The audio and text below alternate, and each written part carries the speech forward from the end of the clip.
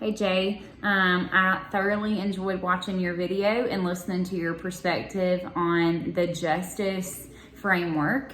I think you and I had some similar takeaways from the case study in regards to where the posters were hung in the school. I think that in regards to thinking about the location of the posters and the exposure for the younger students, there definitely is an argument here to be made in favor of some type of school-wide policy on hallway displays, especially considering that library books were previously removed because of sexual content. It seems like pieces of the curriculum and what's appropriate, age appropriate of the content has been brought up more than once for this school. So I definitely think that hallway displays could be an easy avenue to address some of these concerns on the front end, and really helping guide teachers and in their decision making about what is in the best interest of students. I think that for them to really outline both what should content be in the hallway, where should it be hung, what's appropriate for how long should it be hung up.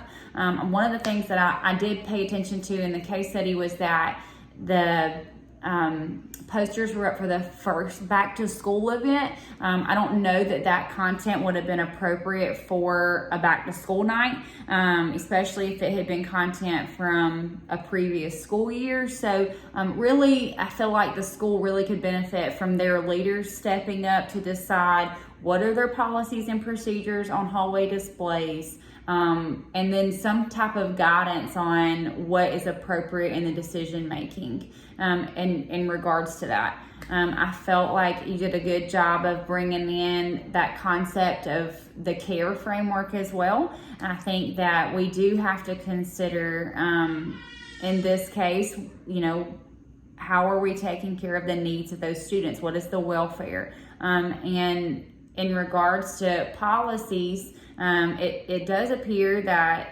that framework of the profession also asks those teachers and our leaders to really consider what is it that the standards are saying. I agreed about your note on the content standards. I think that there has to be some kind of guiding principle for the curriculum, not just here's an idea for the unit, but also in place, here are specific guidelines about standards and elements that should be taught to really guide that unit, because it could be controversial. Even for 7th and 8th graders, that could be controversial in the eyes of the students and the parents. And so I think some kind of guiding framework for what this unit should look like, how far should the teacher take it, to what extent, what kind of materials and resources can be used to teach it. I think there really is a lot of conversation in this school by the leaders that really needs to be addressed.